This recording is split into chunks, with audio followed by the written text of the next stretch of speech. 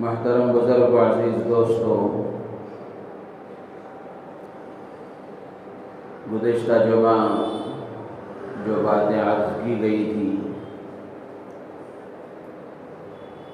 کہ جس دور سے ہم گزر رہے ہیں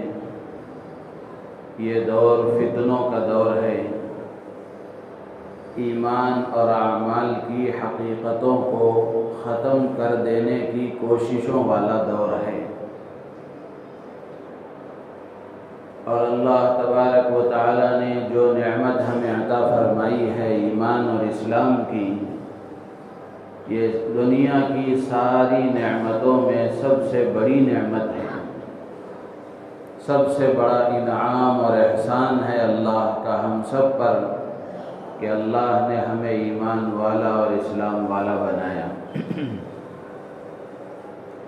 تو ایمان کا مل جانا یہ بہت بڑی نعمت اور بہت بڑی دولت ہے۔ کسی کو ایمان کا نہ ملنا یہ سب سے بڑا خسارہ اور سب سے بڑا نقصان ہے۔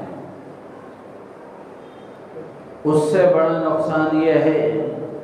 کہ کسی کو اللہ تعالیٰ ایمان و اسلام کی دولت عطا فرمائے، وہ اس کی ناقدری کرتے ہوئے، اس کی اہمیت کو نہ سمجھتے ہوئے اگر ایمان سے ہاتھ دھو بیٹھے گا اور ایمان سے نکل جائے گا، ارتداد کا شکار ہو جائے گا، تو یہ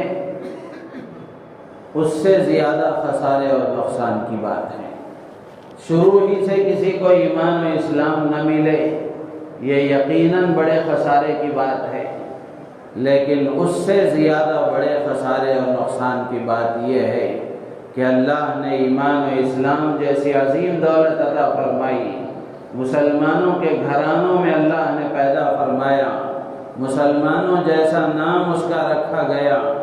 لیکن اس کے باوجود اس کا انجام ایمان و اسلام پر نہیں ہوا، اور وہ ارتداد کا شکار ہو کر کے ایمان و اسلام سے پھر گیا اور مرتد ہو گیا، تو یہ اس سے زیادہ خسارے اور نقصان کی بات ہے۔ تو اس لیے ہر ایمان والے کو اپنے ایمان کی فکر کرنی چاہیے،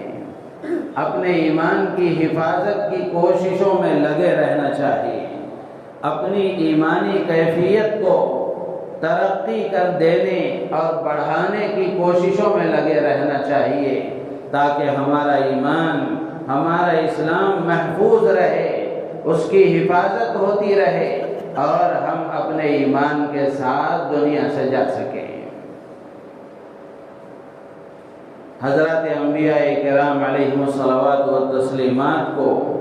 اپنے ایمان کی حفاظت کی کتنی فکر تھی۔ گزشتہ جمعہ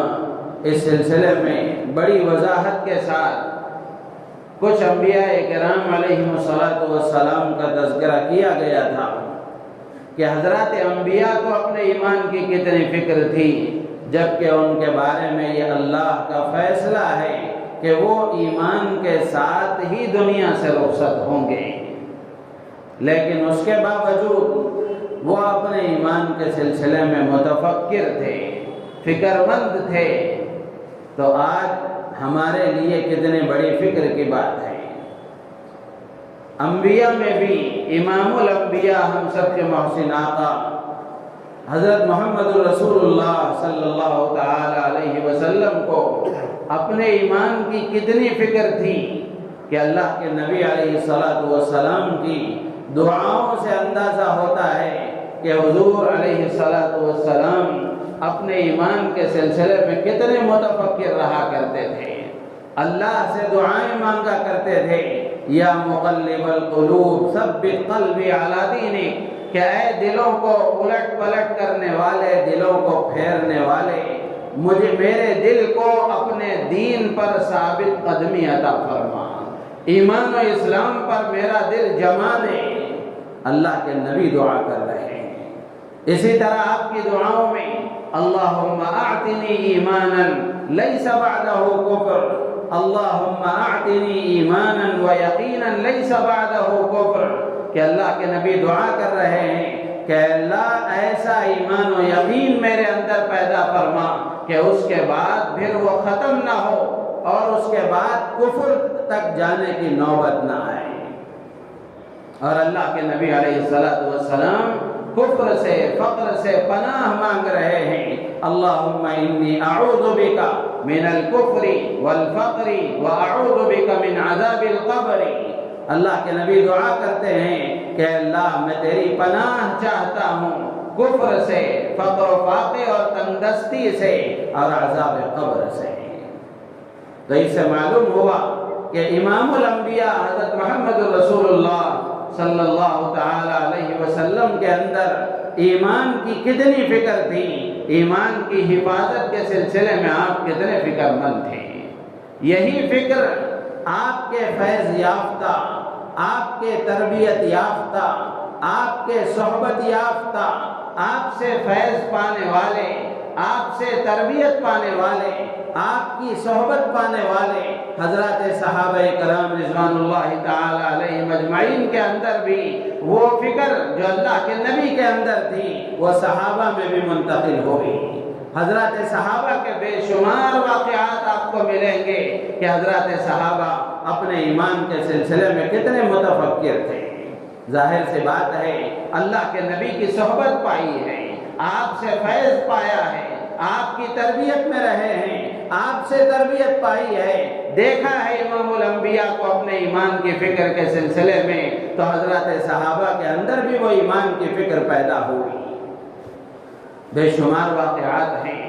بارہا ہم نے واقعہ سنا ہے حضرت حنظلہ رضی اللہ تعالی عنہ کا،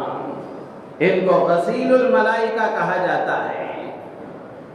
واقعہ یہ ہوا کہ شادی ہوئی تھی، پہلی رات تھی، اللہ کے راستے میں نکلنے کی آواز لگی تو حضرت حنظلہ رضی اللہ تعالی عنہ اسی حالت میں غسل فرض تھا، لیکن اللہ کے نبی علیہ السلام کی طرف سے اعلاء کلمت اللہ کے لیے اللہ کے راستے میں جانے کی دعوت ہوئی اور آپ کو آپ کے کان میں یہ آواز اور صدا پڑی تو حضرت حنظلہ نے اتنی دیر بھی گوارا نہیں کی اور اتنا دیر برداشت نہیں کیا کہ وہ غسل سے فارغ ہو کر پھر چلے جائیں، تاکہ غسل سے وہ فارغ ہو جائیں اور فرض غسل ادا ہو جائے۔ اسی حالت میں وہ اللہ کے راستے میں نکل گئے اور حضور اکرم صلی اللہ علیہ وسلم کی صدا پر انہوں نے لبیک کہا، غزوہ احد میں شہید ہوئے۔ بعد میں جب ان کی نعش کو تلاش کیا گیا اور دیکھا گیا تو ایک جگہ نظر آئی، ان کے سر کے بالوں سے پانی ٹپک رہا تھا۔ حضرات صحابہ اکرام رضوان اللہ تعالی علیہم اجمعین نے سرکار دو عالم صلی اللہ علیہ وسلم سے عرض کیا کہ حنظلہ کے سر سے پانی ٹپک رہا ہے۔ اللہ کے نبی نے فرمایا ان پر غسل فرض تھا، جب یہ اسی حالت میں اللہ کے راستے میں شہید ہوئے فرشتوں نے ان کو غسل دیا ہے، اسی لیے ان کو غسیل الملائکہ کہا جاتا ہے۔ اتنے عظیم اور اونچے درجے کے صحابی ہیں حضرت حنظلہ۔ ایک مرتبہ اپنے گھر سے یہ کہتے ہوئے نکل گئے، نافق حنظلہ، نافق حنظلہ، حنظلہ تو منافق ہو گیا۔ راستے میں خلیفہ اول حضرت ابوبکر صدیق رضی اللہ تعالی عنہ سے ملاقات ہوئی۔ صدیق اکبر نے پوچھا، بھائی حنظلہ کیا بات ہے؟ تو حضرت حنظلہ نے کہا وہی بات کہی، نافق حنظلہ، حنظلہ تو منافق ہو گیا۔ تو حضرت صدیق اکبر نے فرمایا سبحان اللہ، کیا بات ہے، کیا بات ہوئی جو تم اس طرح کہہ رہے ہو؟ تو حضرت حنظلہ نے کہا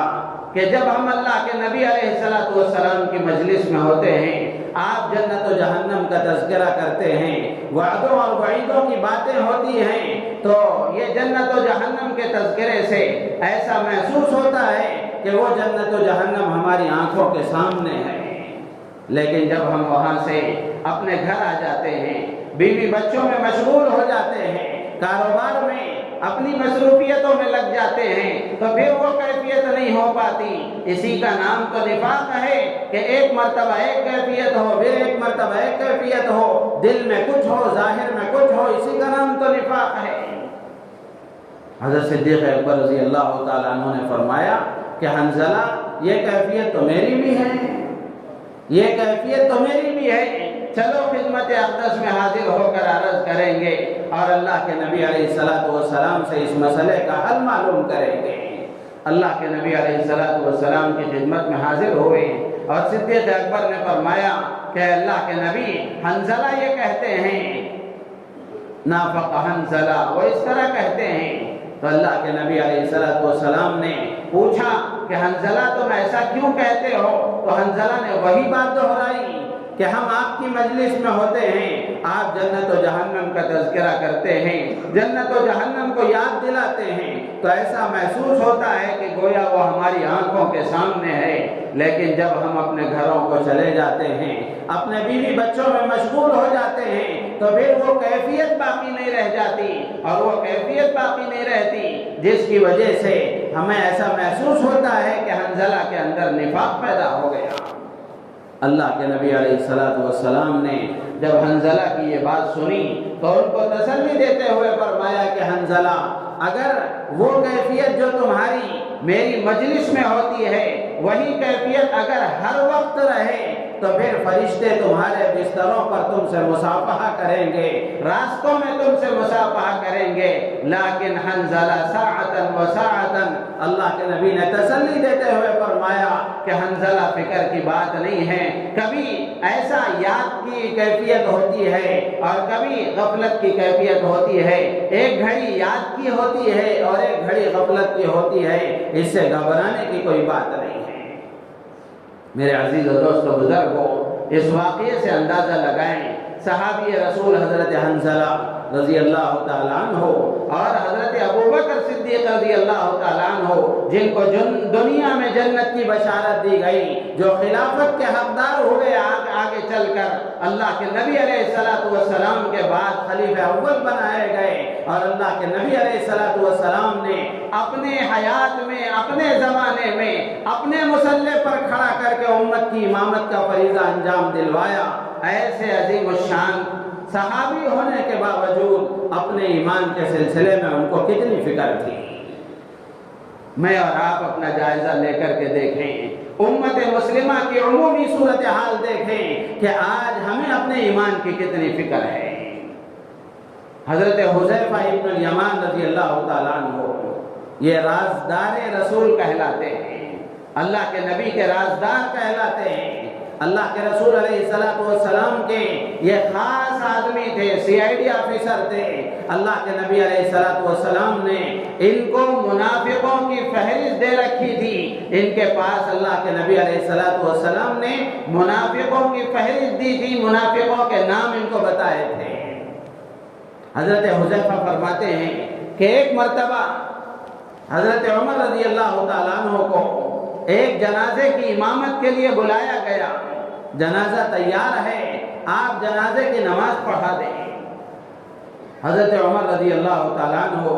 جب اس درخواست کو قبول کرتے ہوئے جنازے کی امامت کے لیے آگے بڑھے، تشریف لائے، حضرت حذیفہ رضی اللہ تعالیٰ عنہ نے فرمایا کہ امیر المومنین، حضرت عمر فاروق سے فرمایا کہ امیر المومنین آپ نماز جنازہ کے لیے آگے مت بڑھیے، یہ ان لوگوں میں سے ہے، یہ ان لوگوں میں سے ہے، یعنی یہ میت منافقین میں سے ہے، اس لیے آپ اس کی نماز جنازہ نہ پڑھائیے۔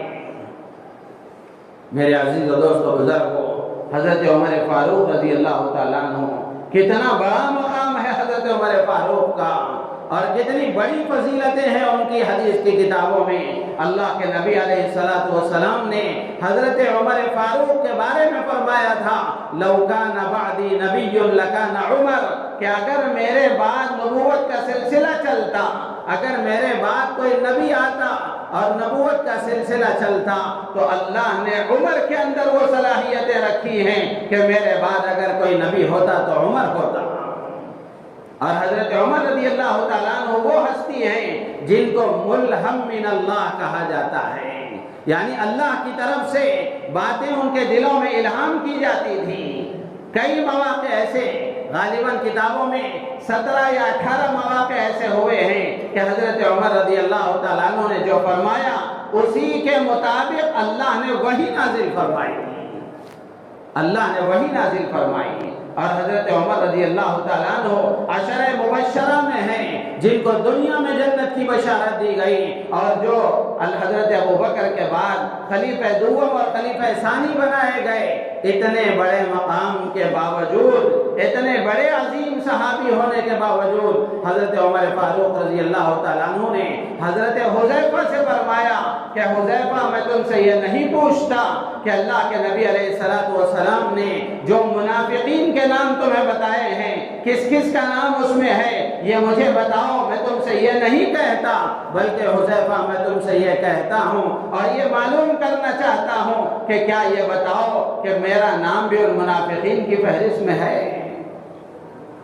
کیا میرا نام بھی ان منافقین کی فہرست میں ہے؟ میرے عزیز و دوست و بزرگوں، یہ فکر اپنے ایمان کی، یہ فکر اپنے اسلام کی، جو اللہ کے نبی علیہ السلام کی تربیت سے، آپ کی صحبت کی برکت سے، آپ کے فیض کی برکت سے حضرات صحابہ کرام رضوان اللہ تعالی علیہ اجمعین کے اندر منتقل ہوئی تھی، اور یہ فکر ہی آدمی کے سچے ایمان والا ہونے کی دلیل ہے۔ جب حضرت عمر فاروق رضی اللہ تعالیٰ عنہ نے پوچھا تو حضرت حذیفہ رضی اللہ تعالیٰ عنہ نے فرمایا کہ آپ کا نام اس فہرست میں نہیں ہے۔ کتنی بڑی سند ہے، کتنی بڑی سند ہے میرے عزیز و دوست و بزرگوں، یہ باوجود سچے پکے ایمان والے ہونے کے اپنے ایمان کے بارے میں اتنے فکر مند تھے، اپنے ایمان کے سلسلے میں اتنے متفکر تھے۔ میں اور آپ اپنے ایمان کے سلسلے میں کتنے فکر مند ہیں؟ حضرت حسن بصری رضی رحمۃ اللہ علیہ جو کبار تابعین میں سے ہیں، تابعین کی صفوں میں سب سے اگلی صف کے بزرگ ہیں، حضرت حسن بصری رحمۃ اللہ علیہ کا قول میں نے گزشتہ جمعہ بھی آپ کو سنایا تھا کہ حضرت حسن بصری فرماتے ہیں جو سچے ایمان والا ہوتا ہے وہ اپنے ایمان کے سلسلے میں فکر مند ہوتا ہے، اس کو اپنے ایمان کے بارے میں ہمیشہ فکر ہوتی ہے کہ کہیں ایسا نہ ہو کہ میرا ایمان مجھ سے سلب کر لیا جائے، میں ایمان سے ہاتھ دھو بیٹھوں، ہمیشہ وہ اپنے ایمان کے بارے میں فکر مند رہتا ہے۔ اور جو منافق ہوتا ہے وہ اپنے ایمان کے سلسلے میں مطمئن ہوتا ہے، میں تو ایمان والا ہوں، میں تو فلاں ہوں، میں تو دیندار ہوں، جنت تو کسی طرح میرے لیے گویا ریزرو ہے، اور بک میں نے کر لیا ہے، جنت تو ہر حال میں مل کر کے رہے گی۔ میرے عزیز و دوست و بزرگوں، اس کو سامنے رکھ کر مجھے اور آپ کو اپنے بارے میں فکر کرنی چاہیے کہ کیا میں سچے ایمان والا ہوں یا پھر اس کے علاوہ کوئی اور دوسری بات ہے۔ اسی طریقے سے حضرات صحابہ کرام رضوان اللہ تعالی علیہم اجمعین کے تربیت یافتہ، ان کے صحبت یافتہ، ان کے فیض یافتہ، ان سے تربیت پانے والے حضرات تابعین، اور ان کے بعد ان سے تربیت پانے والے تبع تابعین، اور ان کے بعد اسی طرح ان سے تربیت پانے والے فیض پانے والے اکابر مشائخ سلف صالحین، ان سب کی زندگیوں کو ہم دیکھیں گے کہ کس طرح ان کے اندر فکر تھی۔ اسی طرح ایک اور صحابی ہیں حضرت ابو دردہ رضی اللہ تعالیٰ عنہ، جن کو حکیم الامت کہا جاتا ہے۔ ان کے بارے میں خود ان کی اہلیہ کہتی ہے، ام دردہ رضی اللہ تعالیٰ عنہ کہتی ہیں کہ جب حضرت ابو دردہ رضی اللہ تعالیٰ عنہ کے سامنے یہ بات آتی کہ کوئی آدمی اچھی حالت میں اس کا انتقال ہوا ہے، ایمان پر اس کا انتقال ہوا ہے، کلمہ پڑھتے ہوئے وہ دنیا سے گیا ہے، خاتمہ بالخیر اس کو نصیب ہوا ہے، کسی کے بارے میں ابو دردہ رضی اللہ تعالیٰ عنہ کو معلوم ہوتا تو حضرت ابو دردہ کہتے کہ تمہیں موت مبارک ہو، کاش تمہاری جگہ میں ہوتا، تمہیں موت مبارک ہو، کاش تمہاری جگہ میں ہوتا۔ ام دردہ کہتی ہیں کہ میں ابو دردہ اپنے شوہر سے پوچھتی کہ تم ایسا کیوں کہتے ہو، تم ایسا کیوں کہتے ہو کہ خاتمہ بالخیر کے ساتھ دنیا سے جانے والے اور مرنے والے کی خبر پر تم یہ کہتے ہو کہ تمہیں موت مبارک ہو، کاش تمہاری جگہ میں ہوتا، ایسا تم کیوں کہتے ہو؟ تو حضرت ابو دردہ رضی اللہ تعالیٰ عنہ فرمانے لگے، ارے اللہ کی بندی، بات یہ ہے کہ قیامت کے قریب ایسا دور آئے گا اور ایسے حالات پیدا ہوں گے کہ آدمی صبح میں ایمان والا ہوگا، شام ہوتے ہوتے وہ ایمان سے ہاتھ دھو بیٹھے گا اور اس کو پتہ بھی نہیں چلے گا کہ اس کے اندر سے ایمان نکل چکا ہے۔ تو جو ایمان کے ساتھ گیا ہے، جو خاتمہ بالخیر اس کو نصیب ہوا ہے، اچھی موت اس کو ملی ہے، تو یہ تو بڑی سعادت کی بات ہوئی۔ اور ایسی موت کے سلسلے میں آدمی کو تمنا کرنا چاہیے کہ ایسی اچھی موت مجھے بھی ملے۔ میرے عزیز و دوستو بزرگوں، کتنی فکر مند ہیں حضرات صحابہ۔ اسی طرح ان سے فیض پانے والے تابعین، ان کے بے شمار واقعات ہیں۔ حضرت سفیان ثوری رحمۃ اللہ علیہ بہت بڑے بزرگ گزرے ہیں، ان کی وفات کا وقت قریب آیا اور بیماری شدید ہو گئی، سخت سے سخت ہوتی چلی گئی۔ بے شمار ڈاکٹروں نے جواب دے دیا اور سخت سے سخت بیماری کا عالم ہو گیا۔ تو حضرت سفیان ثوری رحمۃ اللہ علیہ زار و قطار رونے لگے، رونے میں اضافہ ہو گیا۔ لوگوں نے پوچھا کہ کیا آپ اپنے آپ کو گنہگار پا رہے ہیں؟ کیا آپ کو اس بات کی فکر ہے کہ آپ پر ایک گناہوں کا انبار ہے اور آپ کی زندگی دین سے ہٹ کر گزری ہے، جس کی وجہ سے آخرت میں پکڑ کا آپ کو اندیشہ ہے؟ کیا ایسی بات ہے؟ حضرت سفیان ثوری رحمۃ اللہ علیہ نے آسمان کی طرف نظر اٹھائی اور ہاتھ سے تھوڑی مٹی اٹھائی اور اٹھا کر کہا کہ خدا کی قسم، میری نظروں میں میرے گناہ اس مٹی سے زیادہ ہلکے ہیں۔ یعنی مجھے اپنے گناہوں کے بارے میں فکر نہیں ہے، اپنے گناہوں کے سلسلے میں ڈر نہیں ہے، مجھے ڈر ہے تو اس بات کا ہے کہ کہیں ایسا نہ ہو کہ زندگی اور موت کے درمیان کی یہ جو چند سانسیں بچی ہوئی ہیں، یہ جو چند سیکنڈ بچے ہوئے ہیں، کہیں ایسا نہ ہو کہ اتنے سے مختصر وقت میں میرا ایمان مجھ سے سلب کر لیا جائے، میرا ایمان مجھ سے ختم ہو جائے۔ میں اپنے ایمان کے بارے میں فکر مند ہوں، مجھے اپنے گناہوں کے بارے میں فکر نہیں ہے، اور میری زندگی جیسی گزری ہے اللہ کی ذات سے خوب امید ہوں، لیکن مجھے اپنے ایمان کے سلسلے میں فکر ہے۔ میرے عزیز و دوست بزرگوں، حضرات صحابہ کرام رضوان اللہ تعالی علیہم اجمعین اور تابعین کی زندگیوں سے ہمیں یہ سبق حاصل کرنا چاہیے، اور ہم میں سے ہر ایک کو، وہ تو خیر القرون میں اچھے زمانے میں تھے، جس زمانے کے بارے میں اللہ کے نبی علیہ السلام نے خیریت کی سند عطا فرمائی تھی، اس زمانے کو اللہ کے نبی نے بہتر فرمایا تھا۔ آج کا دور فتنوں کا ہے، جس کے بارے میں اللہ کے نبی نے فرمایا ایک زمانہ ایسا آئے گا کہ دین پر جمنا، دین پر چلنا، دین کے مطابق زندگی گزارنا، ہر شعبہ زندگی میں اللہ کے حکم کے مطابق سرکار دو عالم صلی اللہ تعالی علیہ وسلم کی شریعت مطہرہ کے مطابق زندگی گزارنا ایک ایمان والے کے لیے ایسا مشکل ہو جائے گا جیسے ہاتھ میں جلتا ہوا انگارہ اور آگ کا شعلہ رکھنا مشکل ہوتا ہے، ایسے دین پر چلنا آدمی کے لیے مشکل ہو جائے گا۔ جس دور سے ہم گزر رہے ہیں، کیا یہ ایسا دور نہیں ہے؟ آئے دن فتنے، صبح میں ایک فتنہ، شام میں ایک فتنہ، ایمان کو ہڑپ کر لینے والا، اعمال کی حقیقتوں کو ختم کر دینے والا، اخلاق کا بگاڑ پیدا کر دینے والے ایسے فتنے روز بروز عروج پر ہیں اور روز بروز وجود میں آ رہے ہیں۔ ایسے موقع پر تو ہر مسلمان کو اپنے ایمان کی فکر کرنی چاہیے۔ اللہ کے نبی علیہ السلام نے قرب قیامت میں، قیامت کے قریب امت مسلمہ پر، ایمان والوں پر جو حالات آئیں گے، جن آزمائشوں سے ان کو گزارا جائے گا، اللہ کے نبی نے صاف وضاحت کے ساتھ، صراحت کے ساتھ اللہ کے نبی علیہ السلام نے وہ باتیں ذکر فرمائی ہیں۔ ان فتنوں میں سب سے بڑا فتنہ ارتداد کا فتنہ ہے، ان فتنوں میں سب سے بڑا فتنہ ارتداد کا ہے، اور ارتداد کی مختلف شکلیں ہیں۔ اگلی جمعہ باقی باتیں عرض کی جائیں گی کہ ارتداد کے اسباب کیا ہیں اور ارتداد سے بچنے کے لیے حفاظت کے طریقے کیا ہیں، اور اللہ کے نبی علیہ السلام نے قرب قیامت میں جو حالات ایمان والوں پر آئیں گے اس کے بارے میں اللہ کے نبی علیہ السلام نے حدیثوں میں کیا باتیں ارشاد فرمائی ہیں، اس سلسلے میں بقیہ باتیں اگلی جمعہ عرض کی جائیں گی۔ اللہ تعالیٰ سے دعا ہے اللہ تعالیٰ ہم سب کو ان باتوں پر عمل کی توفیق عطا فرمائے، اور ہم سب کو اپنے ایمان کی، اپنے بیوی بچوں کے ایمان کی، اپنے گھر بار، خاندان، اہل محلہ اور پڑوسیوں اور پوری امت مسلمہ کے ایمان کی اللہ تعالی ہم سب کو فکر کرنے کی توفیق عطا فرمائے۔ آخر میں ایک بات